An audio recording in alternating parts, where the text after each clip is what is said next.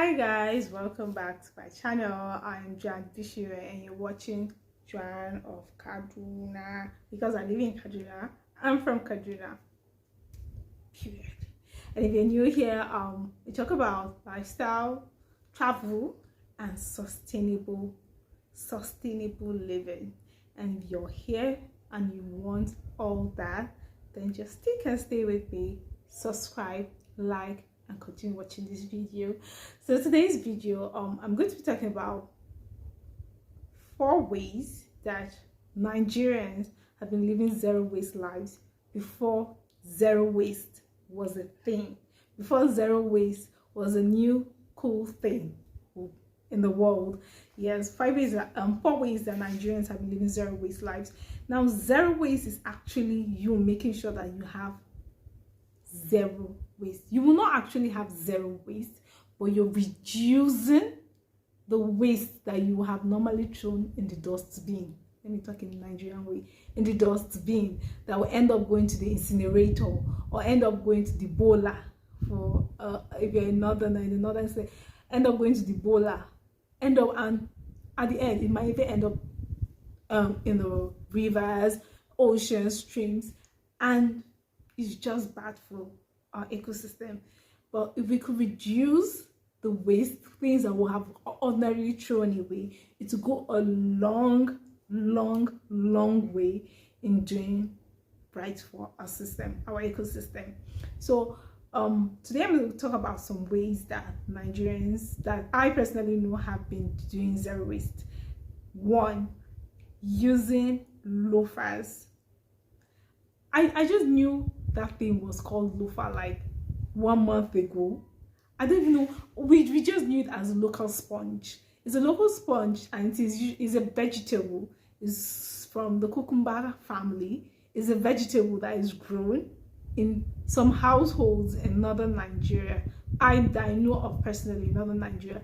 In my village, for one, I've known this plant for as long as I can remember. Anytime you go to the village, is one of the things that they give. It's one of the souvenirs you get coming back, because our parents used this as the sponge. Those were the sponges they knew when they were growing up, and they too, whenever they go home, they collect it from their parents, from their folks back home, and they bring it home. This was the only type of sponge we used in my household for a long time before we thought we were woke and went the plastic way. But a lot of people still use this, and it's still very present in some houses in my village. Whenever I go to my village, either in my grandma's house or my own ancestral home, we always get this. And I'm going back that route. I'm going back that route. The next time I find myself in my village, I am going natural and never going back, because these are natural plants, and when you're done using them, they go back into the atmosphere. It's plants, so it goes back. It's going to degrade. It's not like your plastic sponges that you buy and then you use, and then when you're done using it, it takes like 800 years to go away, and it ends up causing problems for us. When we have the natural way, we go and do the bad way, thinking we are woke. But loafers are things that we've always used. Loafers, we've even a lot of our personal hygiene products, they are locally made. For instance, toothbrushes. Before toothbrushes became a thing, people used chewing sticks, people used charcoal, and some people still use them. Even though, as I said, we think we are woke and we went the plastic way. But these chewing sticks and the charcoal, even though I don't know how good they are for our breath, but they were the natural alternatives to toothbrushes. And we still have people in rural areas that still use these chewing sticks because they also have medicinal qualities, because of the type of woods that they are made from, that they use for the chewing sticks. They have medicinal purposes. So they serve 2 things. They clean your mouth, they help your mouth stay clean, and they do wonders to your body. So our personal hygiene products, loafers and train sticks, they have been using them, and people still use them, and they are way better than using the plastic alternatives. 2, reuse. In Nigerian households, we don't know how to throw things away. Especially where I come from, we don't know how to throw things away. My mother, before she throws something away, I don't know, it has taken years, we have taken years and years, because she always feels everything is important and everything always has a second life. In most Nigerian homes, we also have mothers like my own mom. Everything has a second life. We don't just throw away things like that, because something could be used to do something again. Because something could be used to do something again. Foodstuffs, the stalks of leaves, they will tell you it's for one medicine or the other.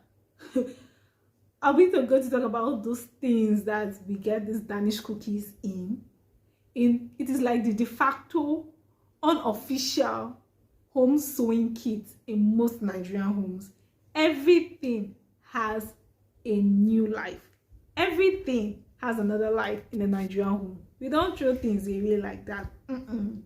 It is on Nigerian of you to just throw things like that. Even the single-use plastic, we still keep them to use again. We don't just throw them away unless they are damaged. We keep them to use them. If you go to a lot of Nigerian homes, you always have this big plastic bag that accommodates other plastic bags. And anytime we have use for them, we go and pick that plastic bag and we use it. And once nothing is wrong with it, we return it back. So even the single-use plastic, we still reuse them, but they do not have a great, they don't, because of how they are made, they don't last long, and they still end up in the landfill and still ends up creating more waste. But basically, in Nigerian homes, we always reuse everything. 3, before thrifting was a thing, we have been thrifting. Before we even knew what thrifting was as a word, we had been thrifting. Sadly, most of the clothes that donated, that are given for donation charity in the Western world, ends up in Nigerian markets. And because a lot of Africa, we still suffer poverty. Our poverty rate is still very high. This is the only opportunity where a lot of people can afford good quality clothing, because some of the things that are coming in those bales, that's what we call the big shipments, the big packages of all those used clothes, the treasures that we find here, they are almost as good as some of the things we buy in stores. So for a lot of Nigerians, we have known Okrika all our lives. When I was younger, my mom bought our home clothes from the Okrika. That is the thrifted clothes. Some people call it Okrika, some people call it Bend Down Select. They have different names for it in different parts of Africa. That shows how popular they are. My mom buys our home clothes from the Okrika market, and then she buys new clothes for outings and special occasions. So you have always had the Okrika thing in your system. And when you grew older, when bills become bills and you cannot cater for everything at the same time, those are the cheaper alternatives for you to have good clothes. And it's something that is going to take a long while removing out of our DNA. It's unless you've had a very, very, very, very privileged background in Africa, you have used Okrika clothes in one way or the other. Shoes, bags, we've always been thrifting. And also, even amongst ourselves, our families, for my family especially, we always had this thing where you pass your used clothes that no longer fit, that are especially for growing children, you pass it to your younger one, and those clothes go in the circle. In my family, as for example, my cousins, we've used the same clothes. They will have bought it for an older cousin, and then if I'm younger than her, she hands me down, she passes it down to me. I use them, my sister uses them, my sister passes it back to another younger cousin, and then you will see that a pair of clothes, like some clothing, have gone through like 5-6 of us, and we've used it for a very long while. And that is the benefit of buying good, high quality clothes. So they always go through us, and sometimes maybe excited for some of these clothes, because you know that you've been eyeing that dress for a while and now it's finally getting to you. So we always thrift. We've been a thrifting kind of people. It's now that people just waste on clothes, I think, but it's still part of a lot of us now DNA. A lot of us still go through that thrifting process. We don't just waste. And even when the clothes have ended their shelf life, they still have a life as rag. We still use them as rags in our homes.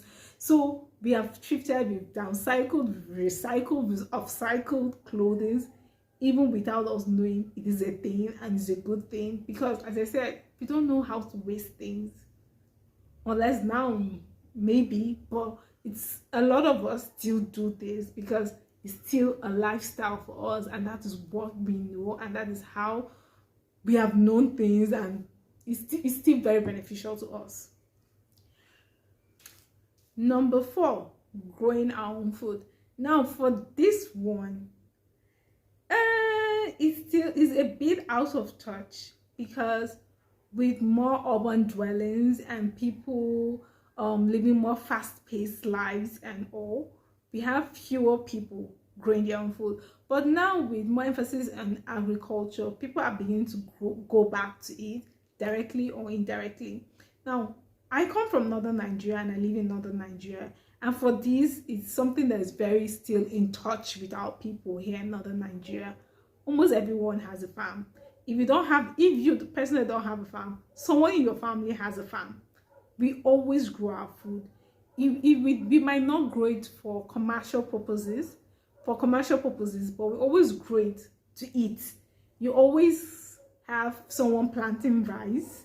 You always have someone planting maize. You always have someone doing something. Small poultry farms, small livestock farms. We always grow our own food where we come from. Our food comes fresh from the farm. I personally, my own immediate family, we do not have a farm, but my extended family, we have farms, and every year we always get proceeds from those farms. It could be tubers of yams, it could be sorghum, it could be millet, it could be rice.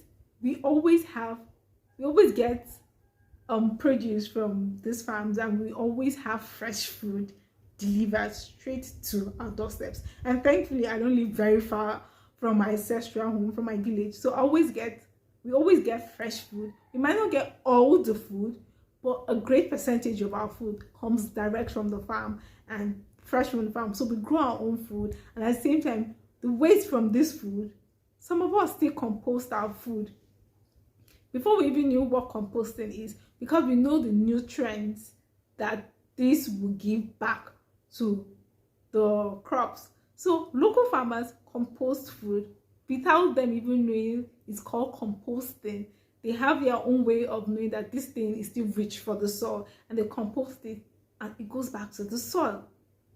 So these are all great ways that we have been doing zero waste. We have been living zero waste lives without even knowing that it is the new cool. And if you're watching this video, especially if you're an African or living in Africa and thinking of how you want to start your own zero waste life, know that you have started without even knowing you've started. It's just for you to build up on these things that you already know you've been doing, and continue doing better and better and better. And when you know that you've gotten from 2 basketfuls of waste to have a basket, you're doing well. And you know that there are a lot of things there are a lot of good in those wastes that you want to throw away, that you could benefit from, that the soil could benefit from, that someone else could benefit from, are ways for, okay, for instance, in northern Nigeria, especially where I come from, southern Kaduna, we have this thing where cans, we don't throw cans away. Usually you see during festivities or occasions, you see women collecting these cans. We have all these canned drinks, they collect them and they make pots out of them. We don't throw away things like that. Even the plastic PET bottles, they still end up as bottles to sell local beverages. And we recycle a lot, but we don't even know we've been recycling. And today, if you're watching this video, you're already doing something well. If you've done 1 or 2 or 3 of these things that I've already mentioned, you're doing well, and you can build up on this to do better and do better for yourself, for your family, for the environment, and for everybody in general, for your future, for your children's future, and for the earth's future. And you know that you're doing well, you're doing well, you're doing well. So if you've loved this video and if you've watched this video up to now, you are doing very, very well. And you could support this ministry by subscribing, by liking, by sharing this video with other people. And if you know other zero waste things, other zero waste techniques of zero waste things that people have been doing, especially in Africa, living in Africa, that I have not talked about, I know there are a whole lot of them, because people do things differently depending on their cultures. We are a nation, we are a continent full of people with diverse cultures. I would love to learn from you, and just as you've learned from me, I would love to learn from you and learn other zero waste things that you've been doing. And if I can also adopt them, that would be a big plus to me. So until my next video, I hope you watch my other videos, and I hope you have hit the notification bell to be notified for my next video. Stay tuned. Okay, just stay tuned. Have a great time and keep on being good for yourself, but especially not at the expense of other people's happiness. Have a great time. Bye bye.